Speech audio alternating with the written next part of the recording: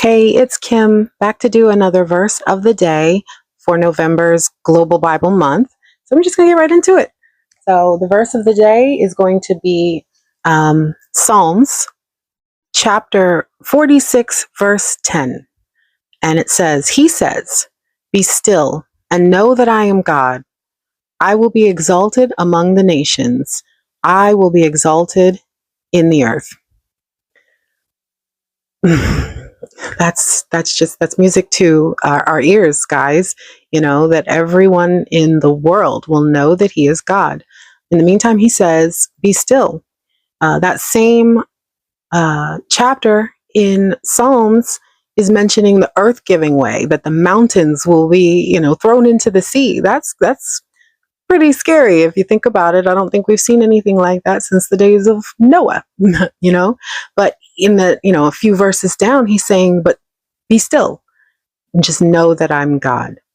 Exalted means to raise something high, means to give something exalted status, to be promoted to a high ranking character. And we know this as worship and praise. So he says to be still and know that all of the nations will exalt him and all of the earth will exalt him. He says, and Jesus says that in John, he says, in this life you will have trouble, but take heart, he's overcome the world. So that means that all of the fighting, all of the calamity, the division, he said, she said, this side is saying one thing, the other side is just, and it just seems like it's never going to end. But he says, that these things are going to play out, but don't fear. Don't have fear of these things playing out.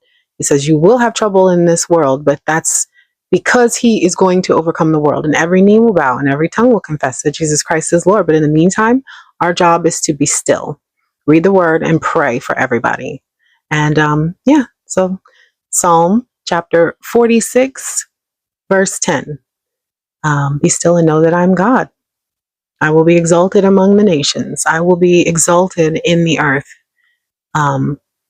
That's so important to just sit with and to know that you can be still, not be still and look at your phone, not be still and watch TV, but to be still and know that he is God, and just to sit in his presence, spending time with him. That is the most important thing you can do. That is the most important part of your day. And of course to pray, but just to trust and know that he is God, because he will accomplish everything he said he's going to do. Amen. So thank you so much for stopping by, and I'll see you next time.